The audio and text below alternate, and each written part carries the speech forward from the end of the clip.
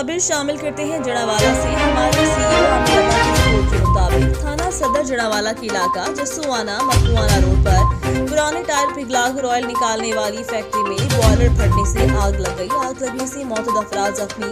4 माह कबल भी इसी फैक्ट्री में हादसे की वजह से 4 अफराद जख्मी और 1 अफराद जाम हो गया था।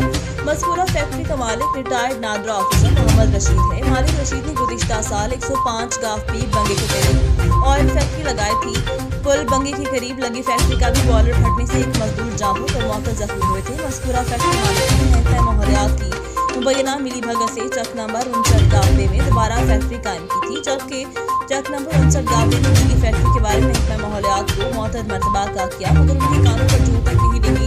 रेस्क्यू 112 के अमले ने मौका पर पहुंचकर आग पर काबू पाने की मुकम्मल